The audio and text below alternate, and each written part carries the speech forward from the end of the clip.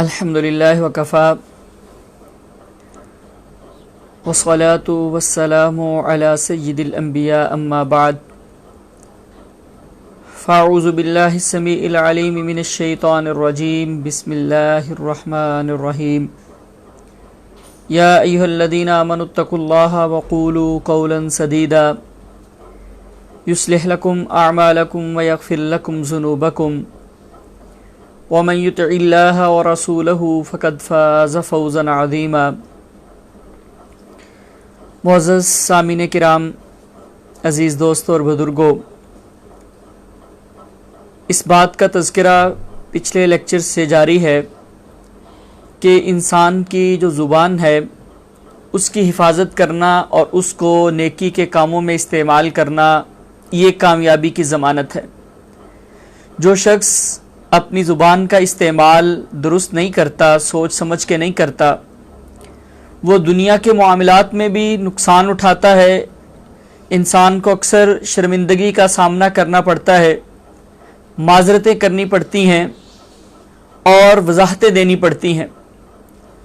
اور اگر زبان کا استعمال گناہ کے کاموں میں کر لیا جائے تو آخرت میں بھی اس کے نقصانات بہت زیادہ ہوتے ہیں۔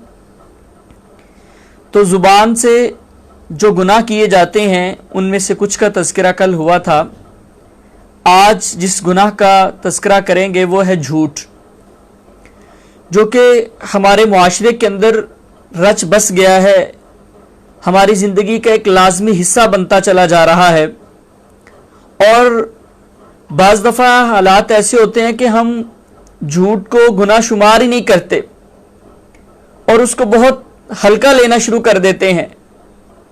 بعض افراد، بعض لوگ تو کہتے ہیں جی اس کے بغیر گزارا ہی نہیں ہوتا، معاملات ہی سیدھے نہیں ہوتے، کاروبار ہی نہیں چلتا۔ حالانکہ شریعت اسلامیہ نے ہمیں سچائی کو لازم پکڑ لینے کا حکم دیا ہے۔ اللہ کے رسول صلی اللہ علیہ وسلم فرماتے ہیں علیکم بالصدق، تم سچائی کو لازم پکڑ لو۔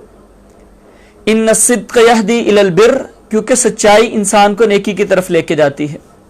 وَإِنَّ الْبِرَّ يَهْدِي إِلَى الْجَنَّةِ، اور نیکی انسان کو جنت کی طرف لے کے جاتی ہے۔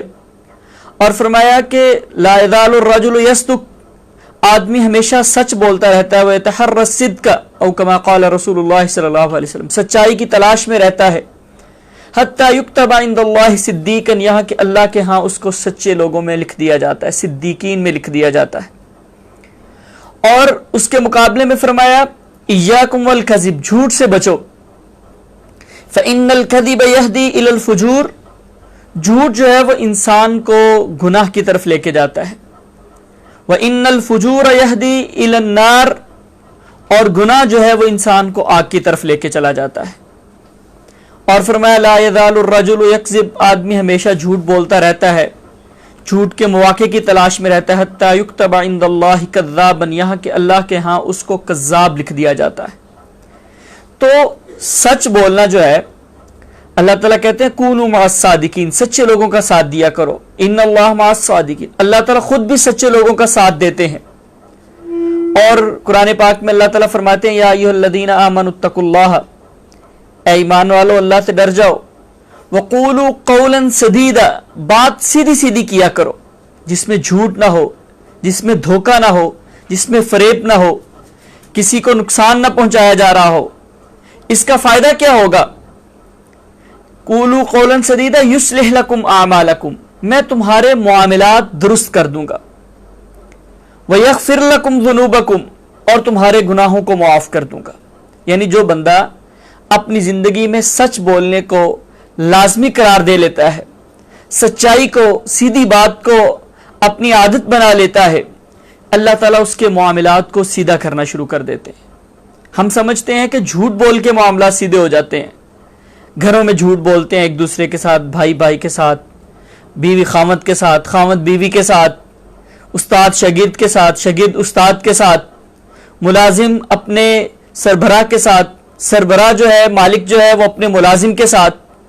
آفیسر جو ہے وہ اپنے ماتحتوں کے ساتھ، ماتحت اپنے آفیسرز کے ساتھ۔ یعنی ہم سمجھتے ہیں کہ شاید جھوٹ بول کے ہم اپنے آپ کو بچا رہے ہیں، اپنے معاملے کو سیدھا کر رہے ہیں، لیکن اللہ کے رسول صلی اللہ علیہ وسلم کیا بیان کرتے ہیں اور اللہ کا قرآن کیا کہتا ہے کہ قولوا قولا سدیدا، بات سیدھی کرنا شروع کر دو، یصلح لکم اعمالکم، اللہ تعالیٰ کہتے ہیں کہ میں تمہارے معاملات کو درست کر دوں گا، اللہ تعالیٰ تمہارے معاملات کو صحیح کر دیں گے، ٹھیک کر دیں گے۔ اب جس کے معاملات کو اللہ تعالیٰ ٹھیک کر دیں، اللہ تعالیٰ گارنٹی دے دیں، اس کے معاملات کیسے بگڑ سکتے ہیں؟ وقتی طور پہ انسان کو ہو سکتا ہے سچ بولنے سے کوئی نقصان بھی نظر آ رہا ہو، لیکن جیسے پیغمبر علیہ السلام نے فرمایا نا الصدق ینجی والکذب یہلک، سچ انسان کو نجات دیتا ہے اور جھوٹ ہلاک کرتا ہے۔ جھوٹ کا بالآخر پتہ چلتا ہی چلتا ہے۔ جو انسان اپنے کاروبار کو سچائی کی بنیاد پہ قائم کرتا ہے، ہو سکتا ہے اس کو ابتدا میں مارکیٹ میں تھوڑا سا نقصان اٹھانا پڑے، جہاں مارکیٹ میں سارے لوگ جھوٹ بول کے بات کر رہے ہیں، سامان بیچ رہے ہیں، لیکن جب سچائی کو لازم اختیار کر لے گا نا، سچائی پہ کاربند ہونا شروع کر دے گا، تو بالآخر اس کو اللہ تعالیٰ دنیا میں بھی اور آخرت میں بھی کامیابی سے نوازیں گے۔ اس لیے سچ کو اختیار کرنا جو ہے وہ بہت زیادہ ضروری ہے۔ ہم اپنی زندگی میں مختلف نوعیت کے جھوٹ بولتے ہیں، مختلف طرح کے جھوٹ بولتے ہیں۔ شریعت تو یہاں تک کہتی ہے، پیغمبر علیہ السلام نے فرمایا کہ جھوٹ کو اور بھوک کو جمع نہ کیا کرو۔ یعنی ہم اکثر ایسا ہوتا ہے نا کہ کہیں پہ گئے ہیں، کوئی کہتا ہے جی جناب کھانا کھا لے، نہیں جی میں تو ابھی کھا کے آیا ہوں، مجھے تو بھوک نہیں ہے، حالانکہ بھوک ہوتی ہے۔ تو یہ بھوک اور جھوٹ دو چیزوں کو جمع کر رہے ہیں نا، تو یعنی اتنی چھوٹی چھوٹی بات اس کا بھی کہا گیا۔ اللہ کے رسول صلی اللہ علیہ وسلم ایک دن اپنے کسی صحابی کے گھر میں تشریف فرما ہے، تو ایک صحابیہ جو ہے وہ اپنے بیٹے کو کہتی ہے ادھر آؤ تو کھجور دیتی ہوں۔ اب وہ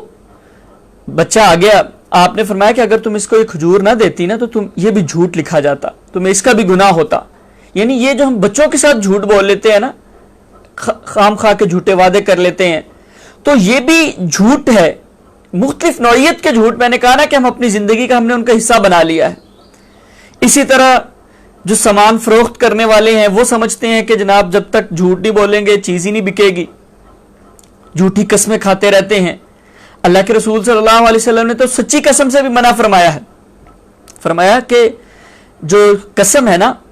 وہ اس سے چیز تو بک جاتی ہے لیکن برکت ختم ہو جاتی ہے۔ تو جھوٹی قسم جو ہے یہ تو بہت بڑی چیز ہو گئی نا، یہ تو لوگوں کو دھوکہ دینے والی بات ہے۔ دکاندار بات بات پہ جھوٹ بولتے ہیں، اللہ کی قسم یہ اتنے کی آئی، اللہ کی قسم اس میں سے ہم کچھ بھی نہیں کما رہے، اس میں سے 1 روپیہ بھی کمائیں تو ہمارے لیے حرام ہو۔ تو ایسی باتیں کہنے کی ضرورت نہیں ہے، انسان سیدھی سیدھی بات کرے، انشاءاللہ اللہ تعالیٰ اس کی بات میں برکت عطا کریں گے اور اس کے کاروبار کے اندر برکت عطا کریں گے۔ اسی طرح بعض دفعہ ہم ایسا کرتے ہیں کہ جھوٹے خواب بیان کر لیتے ہیں۔ اللہ کے رسول صلی اللہ علیہ وسلم فرماتے ہیں من تحلم بحلم، جو شخص ایسا خواب بیان کرتا ہے ما یرا، جو اس نے دیکھا ہی نہیں ہے، او کما قال رسول اللہ صلی اللہ علیہ وسلم، فرمایا کلف، اس کو اس بات کا مکلف بنایا جائے گا۔ قیامت والے دن اللہ تعالیٰ اس کو کہیں گے کہ یہ 2 جو کے دانے پکڑ لے اور ان کی گرہ باندھ۔ اب 2 جو کے دانے، جو کا دانہ تو چھوٹا سا ہوتا ہے، ان 2 دانوں کی آپس میں گرہ کیسے باندھی جائے گی؟ یعنی یہ اس کی سزا کی طرف اشارہ کیا جا رہا ہے کہ وہ یہ کام نہیں کر پائے گا اور اس کو اس کی سزا بھگتنا پڑے گی جو بندہ جھوٹا خواب بیان کرتا ہے۔ ہمارے ہاں لوگوں کو عادت ہوتی ہے، وہ خواب بیان کیے جاتے ہیں، میں نے یہ خواب میں دیکھا ہے، میں نے یہ دیکھا ہے، میں نے یہ دیکھا ہے، میں نے تو یہ واقعہ پہلے ہی دیکھ لیا تھا، مجھے تو خواب میں پہلے ہی نظر آ گیا تھا فلاں فوت ہونے والا ہے۔ اللہ کے رسول صلی اللہ علیہ وسلم فرماتے ہیں گناہوں میں سے بڑا گناہ یہ ہے کہ انسان جھوٹا خواب بیان کرتا ہے۔ اسی طرح بعض دفعہ ہم جھوٹی قسم کھا لیتے ہیں، وہ کسی کے معاملے میں بھی، کسی کو بچانے کے لیے۔ اللہ تعالیٰ کہتے ہیں کونوا قوامین بالقسط شہداء للہ، سچی بات کرنے والے، سچی گواہی دینے والے بن جاؤ، جھوٹی گواہیاں نہ دو، جھوٹی قسمیں نہ کھاؤ۔ عدالتوں کے اندر جھوٹے گواہ مل جاتے ہیں جن کا کام ہی پیشہ ور جھوٹی گواہیاں دینے والے لوگوں کو۔ اللہ تعالیٰ فرماتے ہیں بات سیدھی کرو، ولو علی انفسکم، اگر یہ تمہارے اپنے خلاف ہی کیوں نہ ہو، او الوالدین والاقربین، تمہارے والدین کے خلاف بھی بات کرنی پڑے تو پھر بات سچی کرنی ہے۔ جب گواہی مانگی جائے تو پھر یہ نہیں دیکھنا کہ یہ اس گواہی کا نقصان مجھے ہوگا، جھوٹی گواہی نہیں دینی۔ اللہ تعالیٰ نے قرآن پاک میں ارشاد فرمایا ہے کہ جو اللہ کے رحمان کے بندے جو ہیں وہ ہیں جو جھوٹی گواہیاں نہیں دیتے، اور پھر ہم چھوٹی چھوٹی بات پہ اپنے فائدے کے لیے یا لوگوں کے فائدے کے لیے، فرمایا کوئی آدمی غریب بھی ہے نا، بعض دفعہ انسان کہتا ہے کہ اچھا یار کسی غریب کا بھلا ہو جائے گا، فرمایا نہیں، جب بات کرنی ہے وَلَوْ عَلَىٰ أَنفُسِكُمْ أَوِ الْوَالِدَيْنِ وَالْأَقْرَبِينَ إِن يَكُنْ غَنِيًّا أَوْ فَقِيرًا فَاللَّهُ أَوْلَىٰ بِهِمَا، کوئی غنی ہے، امیر ہے یا غریب ہے، آپ نے گواہی سچی دینی ہے، اس کا چاہے نقصان کسی امیر کو ہو رہا ہو یا غریب کو ہو رہا ہو، کیونکہ اللہ کے رسول صلی اللہ علیہ وسلم ایک دن فرماتے ہیں الا انبئکم باکبر الکبائر، اے میرے صحابہ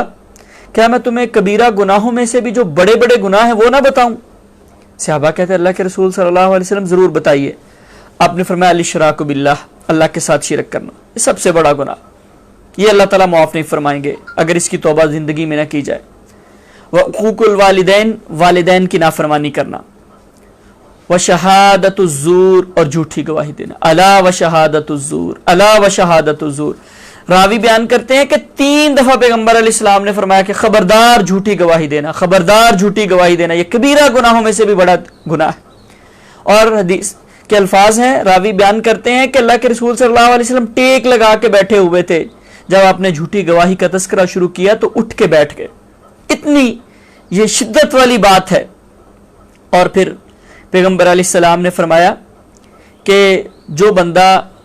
کسی جھوٹی قسم کے ساتھ، من اقتطع حق امرئ مسلم بیمینہ، جو بندہ جھوٹی قسم کھا کے کسی کا مال لے لیتا ہے، کسی بات پہ جھگڑا ہو گیا، اب شریعت یہ کہتی ہے کہ جو یہ کلیم کرتا ہے کہ یہ چیز میری ہے، اپنے 2 گواہ لے آئے، اگر اس کے پاس گواہ نہیں ہے تو جس پہ کلیم کیا جا رہا ہے وہ قسم کھا لے۔ اب ایک بندہ جھوٹی قسم کھا کے کسی کا مال ہڑپ کر لیتا ہے، کسی کی چیز لے لیتا ہے، تو فرمایا اس کی سزا کیا؟ فقد اوجب اللہ لہ النار، اللہ اس کے لیے جہنم کو واجب کر دیتے ہیں۔ وحرم علیہ الجنہ، اللہ تعالیٰ جنت کو اس پہ حرام قرار دے دیتے ہیں۔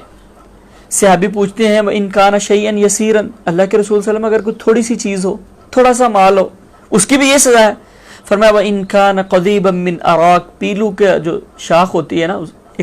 وہ درخت کی چھوٹی سی شاخ، ٹہنی، وہ بھی اگر کسی کی جھوٹی قسم کے ساتھ لے لے تو اس کی یہ سزا ملے گی۔ ایک اور روایت کے اندر پیغمبر علیہ السلام نے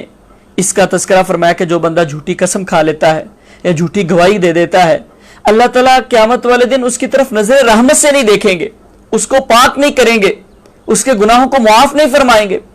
تو یہ جو جھوٹ ہے نا، یہ بہت سنگینی والا معاملہ ہے، یہ انسان کو جہنم کی طرف لے کے جانے والا ہے، اس لیے ہمیں بہت زیادہ احتیاط کرنی چاہیے، خاص طور پہ جب انسان کسی ایسے عہدے پہ ہو یا کسی ایسی جگہ پہ بات کر رہا ہو جہاں سے بات بہت زیادہ پھیلتی، جیسے سوشل میڈیا ہے۔ بعض دفعہ ہم جانے انجانے میں جھوٹی باتوں کو پھیلانے کا سبب بن جاتے ہیں۔ پیغمبر علیہ السلام ارشاد فرماتے ہیں کہ آدمی کے جھوٹا ہونے کے لیے کفا بالمرء کذبا ان یحدث بکل ما سمع، آدمی کے جھوٹا ہونے کے لیے اتنا ہی کافی ہے کہ وہ ہر سنی سنائی چیز آگے شیئر کر دیتا ہے، اس کو آگے بیان کر دیتا ہے۔ تو ایک مومن جو ہے نا، اس کو تحقیق کرنی چاہیے، بغیر سوچے سمجھے سوشل میڈیا پہ یا ویسے باتوں کو شیئر نہیں کرنا چاہیے، تھوڑا بہت انسان کو اس پہ غور و فکر کرنا چاہیے، اس کی تحقیق کرنے کی کوشش کرنی چاہیے۔ اللہ تعالیٰ قرآن پاک میں فرماتے ہیں ان جاءکم فاسق بنبأ فتبینوا، کہ اگر تمہارے پاس کوئی خبر پہنچتی ہے تو اس کی تحقیق کرو، ان تصیبوا قوما بجہالۃ، ایسا نہ ہو کہ تم کسی کا نقصان کر دو لا علمی میں، فتصبحوا علی ما فعلتم نادمین، پھر تمہیں اپنے کیے پہ پچھتانا پڑے، پھر معذرتیں کرنی پڑیں، پھر وضاحتی بیان دینے پڑیں۔ اس لیے تحقیق کرنے کی انسان کو کوشش کرنی چاہیے۔ آخری حدیث سنا کے اپنی بات تو ختم کرتا ہوں۔ اللہ کے رسول صلی اللہ علیہ وسلم کو دکھایا گیا کہ ایک شخص ہے، اس کو سزا یہ دی جا رہی ہے کہ اس کے جبڑوں کو کاٹا جا رہا ہے، فرشتہ لوہے کی وہ لے کے اس کے ساتھ کاٹتا ہے، اس کے جبڑوں کو یہاں گدی تک کاٹتا ہے، دائیں طرف سے کاٹتا ہے، پھر بائیں طرف سے کاٹنا شروع کرتا ہے تو دائیں طرف والا صحیح ہو جاتا ہے، پھر جب یہ کاٹتا ہے تو یہ والا صحیح ہو جاتا ہے، تو اس کو مسلسل یہی سزا مل رہی ہے۔ آپ نے پوچھا فرشتوں سے کہ یہ کون بدبخت لوگ ہیں جن کو اتنی سخت سزا مل رہی ہے؟ تو انہوں نے بتایا کہ یہ وہ لوگ جو صبح صبح گھر سے نکلتا تھا جھوٹ بولتا تھا اور اس کا جھوٹ جو ہے وہ زمین کے کناروں تک پھیل جاتا تھا. اکثر انسان ایسی پوسٹ پہ ہوتا ہے, ایسی کسی ٹی وی چینل پہ بیٹھا ہوا ہے جناب, وہ کوئی کسی پروگرام پہ تجزیہ کر رہا ہے, کوئی ٹاک شو کر رہا ہے, یا فیس بک پہ بیٹھ کے کوئی سٹیٹس لکھ رہا ہے, اور وہ اس کے اتنے زیادہ فالوورز ہیں, اس کے اتنے زیادہ فرینڈز ہیں کہ وہ ایک بات جھوٹی لکھے گا تو وہ بہت سارے لوگوں تک پہنچ جائے گی. اب وہ بغیر سوچے سمجھے اپنے لائکس لینے کے لیے, لوگوں میں مقبولیت حاصل کرنے کے لیے, یا اپنی سیاسی پارٹی کو سپورٹ کرنے کے لیے, اپنے ذاتی مفادات کی خاطر,